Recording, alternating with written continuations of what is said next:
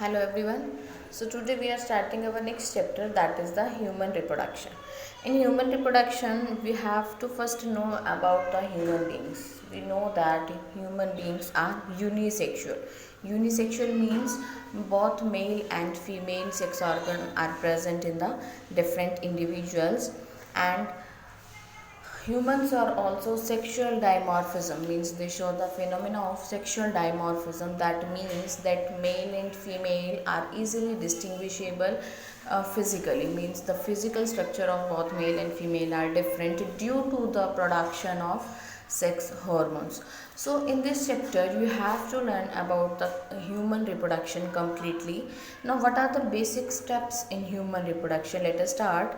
First is the gametogenesis. Gametogenesis means formation of gametes. As I told you that humans are unisexual. Unisexual means both male and female gametes are produced in the different individuals. So gametogenesis is the process of formation of gametes. Gametogenesis is further of two types, spermatogenesis and oogenesis. Spermatogenesis means formation of male gamete, and oogenesis means formation of female gamete. Male gamete is also known as sperm and female gamete is also known as ovum. So this is the first step, gametogenesis. In this the formation of gametes takes place.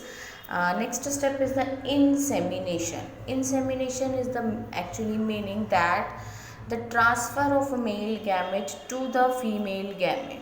As you studied in a sexual reproduction in flowering plants also, that only the male gamete moves towards the female gamete. So insemination is the process of transfer of male gamete into the female genital tract, or you can say in the female body. When the male gamete and female gamete comes in contact, then fertilization takes place. So this is the third step, fertilization. It is actually the fusion of male and female gamete. Next one is the blastocyst development. After the fertilization, zygote will formed, and in zygote there will be many divisions, due to which blastocyst development takes place. We will study it later on. After that, implantation. Implantation is actually the the plantation of zygote into the wall of uterus. Uterus is the womb, or you can say female reproductive system. Uterus is present. So the implantation is the process of plantation of that zygote, or you can say that blastocyst, into the wall of uterus is known as implantation. After the implantation, development of embryo takes place, means further development of zygote takes place. And last one is the parturition. Parturition is actually the delivery of baby, means when the baby becomes completely mature, then it comes out from the body of mother. That process is known as parturition. So these are the complete basic steps which we have to study in this chapter. Now let us start with the male reproductive system, because for gametogenesis we have to know about the male reproductive system and female reproductive system also. So the male reproductive system has four main parts. What are that? Come here. These are the testes. A pair of testes are present in the male, which produces the sperms. So you can say male gamete. Next one is the accessory ducts. The function of accessory duct is to transport the sperm from testes to outside the body, means sperms are formed in the testes, so sperms has to be transported from testes to the outside environment. This is done by the accessory ducts. Next one is the glands. Glands secrete some liquid or some structure which helps in the formation of semen. Next one is the external genitalia. So we will study it one by one. Let us start first with the testes. Testes, TES means plural, and if it is TES that means singular. So testes are situated in the pelvic region outside the abdominal cavity within a pouch called scrotum. The main point is it is present outside the abdominal cavity, not inside the abdominal cavity. In the outside the abdominal cavity within a pouch called as scrotum. See in this diagram, this is the diagram of male reproductive system. These are the testes, and these are present in a scrotum bag like structure which helps in the protection of testes, and these are not present inside the body of male, these are present outside the abdominal cavity. And what is scrotum? It is a small muscular sac that contains and protects the testes. It protects the testes, and it is a part of external male genitalia and is located behind the penis. Let us see here. This is the penis. These are the testes. Paired testes are present here, and these are in the scrotum. Now, what is the reason that testes are placed outside the abdominal cavity? You had studied it in class 10th also, that for the formation of sperm, the temperature required is 2 to 2.5 degree less than the average body temperature. Means for the formation of sperm, the temperature required should be less than the body temperature. So to maintain the temperature that is 2.2 to 2.5 degree lower than the average human body temperature, the testes are situated outside the abdominal cavity. The lower temperature in testes is required for spermatogenesis, as I told you, for the formation of sperm, as the normal human body can lead to the maturation in the sperms, cannot lead in the maturation of sperm. Next is the testis is oval in shape. It is just oval in shape, and it is 4 to 5 centimeter long and 2 to 3 centimeter wide. Now each testis has about 250 compartments called testicular lobules. What are that? Let us see here. This is the testis, and each testis have near about 250 testicular lobules present in them. Let's see in the diagram. This is the testis, and these are the different testicular lobule you can see here, and one testis contain near about 250 testicular lobules, and in these testicular lobules these tube like structures are present. You can see here these tube like structures, these are the seminiferous tubule. In the seminiferous tubule the formation of sperms takes place. Each testis has about 250 compartments called testicular lobule, and each lobule contains 1 to 3 highly coiled seminiferous tubules. And these are the tubules, as I told you, that seminiferous tubules are the site for meiosis that leads to the formation of spermatozoa. Means the formation of sperms takes place inside the seminiferous tubules. The inner lining of each seminiferous tubule consists of two types of cells, spermatogonia and Sertoli cells. Let us see in this diagram. This is the transverse section of seminiferous tubule. For example, if this is the seminiferous tubule and we cut it like here, so we can see this structure like this in the circle form. So this is the transverse section of seminiferous tubule, and you can see two types of cell here. These long cells are the Sertoli cells. These long cells are the Sertoli cells, and these are the small cells are spermatogonia. Now, what are the functions of these cells? Spermatogonia are immature male germ cells that undergoes meiosis and leads to the formation of sperms. Means spermatogonia are actually male germ cells which helps in the production of sperm. Each spermatogonium is diploid in nature and contains 46 chromosomes, as you know that we are diploid. So every cell of the body is diploid in nature except gamete. So now in this form, in the spermatogonium form, it is diploid in nature and it contains 46 chromosomes. Now what are the function of Sertoli cells? Sertoli cells provide nutrition to the spermatogonia. Means when the development of spermatozoa takes place here, at that time Sertoli cells provide nourishment to the developing sperms. Now interstitial spaces, what are these? These are the regions outside the seminiferous tubule. They contain small blood vessels, some immunocompetent cells, and interstitial cells or leading cells. Let us see in this diagram.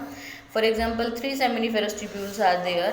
One is this, second is this, third is this. So these are the spaces you can see in between the seminiferous tubule. These spaces are the interstitial spaces, and these contain some cells that are known as leading cells, or you can say interstitial cells. These cells are also very important because these are the cells that synthesize and secrete testicular hormones, that is androgen.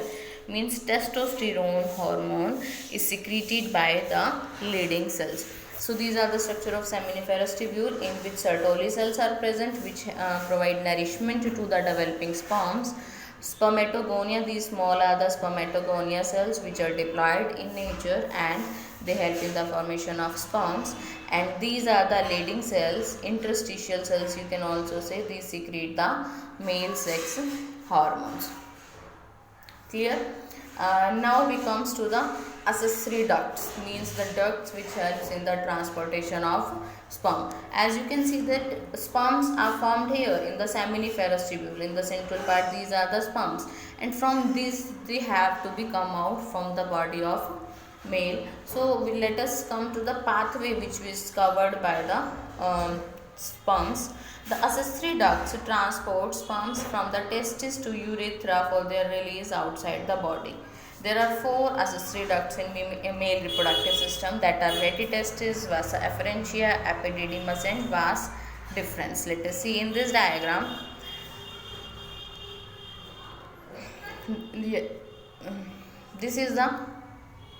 This complete is the testis, and these are the seminiferous tubules, and in seminiferous tubule there is the formation of sperm.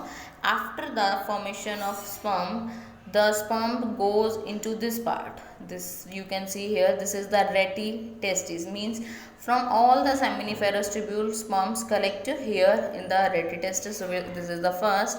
After the retitestis often opens into the vas efferentia. You can see here afferent ducts. You can see here. So these are the efferentia, vas efferentia. Next one is the epididymis. This is the epididymis part.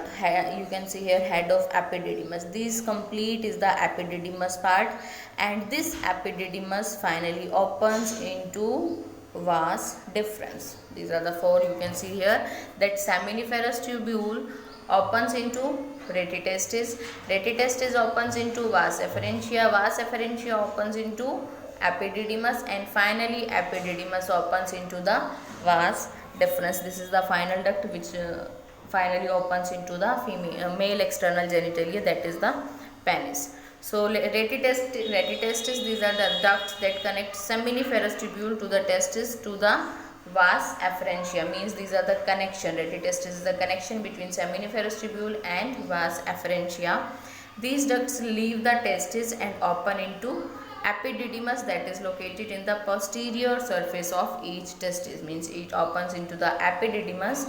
Next one is the epididymis. It is located on the posterior surface of each testis and opens into vas deferens. As I told you that this epididymis opens into the vas deferens, and vas deferens is a duct that ascends into the abdominal cavity and loops over the urinary bladder.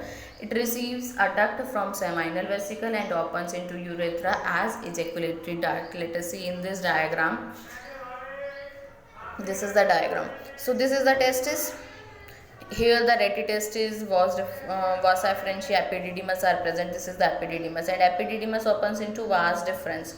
These 2 are the ducts that are the vas deferens, and this enters from the urinary bladder also, and after that the secretion of this gland, prostate gland, also added here, and after that it opens into the external genitalia, that is the penis.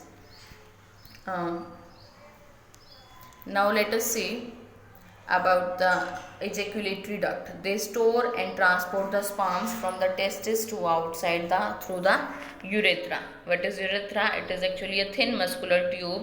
It originates from urinary bladder. You know that urinary bladder opens from urethra. It then passes through the penis to its external opening called the urethral meatus, means the topmost covering or external opening of penis is known as urethral meatus. Now comes to the accessory glands. We had covered 3 topics here from starting. Let us see that we have to cover these 4. Testis we had covered, accessory ducts also we have covered. Now we have to learn about the glands which are present in the male reproductive system. There are 3 types of glands: Seminal vesicles, prostate gland, and bulbourethral gland. The other name of bulbourethral gland is Cowper's gland. Cowpers, Cowper's gland. This is also very important. So these glands secrete products that mix with the sperm to nourish and protect them. As the sperms are formed in the seminiferous tubule, so the sperms are not ejected as it is formed. It has to be mixed with some secretion to come out from the body. So the secretions are secreted by these glands. First is the seminal vesicle. They contribute about 60 to 75% of the fluid in semen.